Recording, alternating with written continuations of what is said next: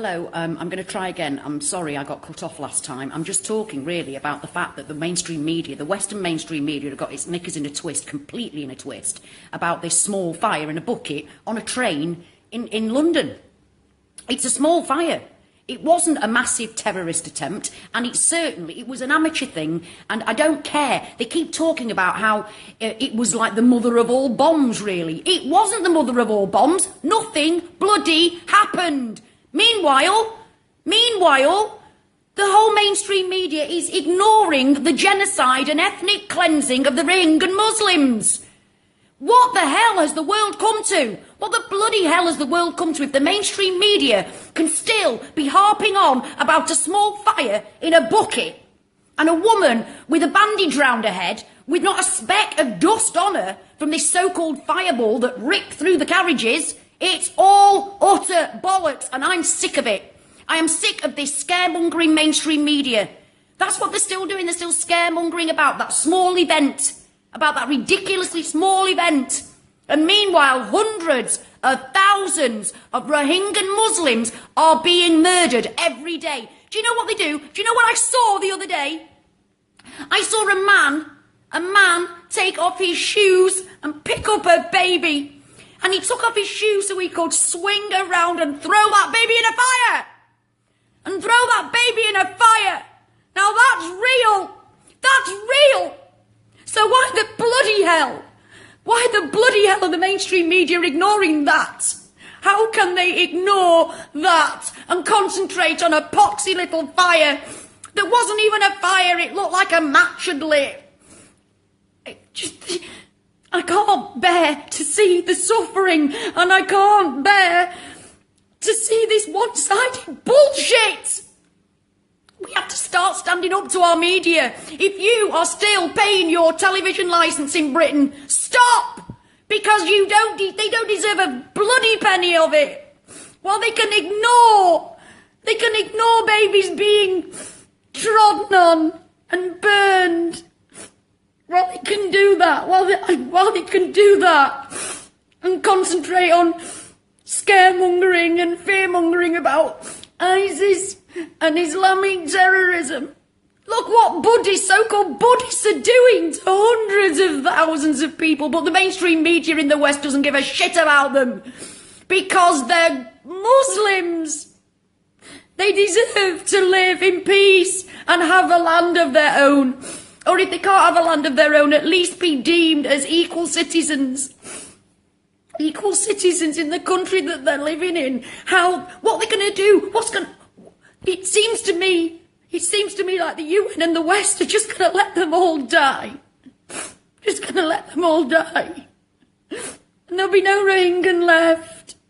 And then they'll go, oh, we should have done something. Yes, you should. United Nations. Donald Trump, Theresa May, where are you? Where are you? Do something. What's the bloody point in the UN? What's the point in the UN? Yes, it's genocide. Yes, it's ethnic cleansing, but we're just going to sit here and do bugger all. If you could see the things that I've seen. If the mainstream media actually showed you what is happening there instead of their 5-minute little supposed news story. I can't bear any more of it. I can't bear to live in a world where some people are more important than other people. It doesn't matter what your religion is. It doesn't matter how wealthy you are. There is no one person any more important than another. No one. So please, if you're seeing this, speak out for the Rohingya Muslims before there's just none of them left.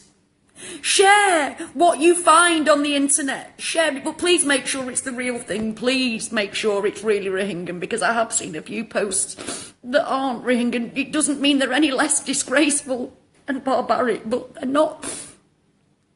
We must share the truth, because the mainstream media aren't. And when I can see a man swinging a baby round and then take off his shoes so he can turn round better before throwing them in the fire. women being beheaded after they've been raped. So all of you out there going on about ISIS, the beheaders, care as much about these people being beheaded. But don't you care about them because they're only Muslims, Rohingyan? Don't you care about that? So not another bloody word about head choppers from you lot until you speak up for the Rohingya Muslims.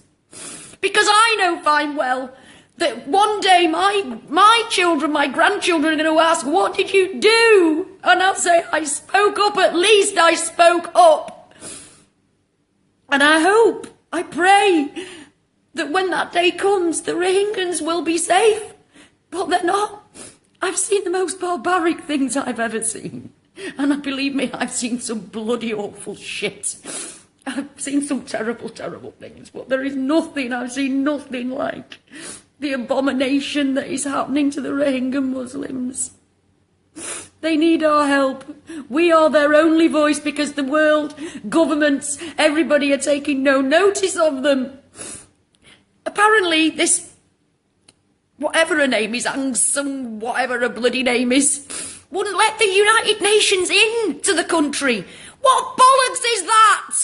Go in anyway.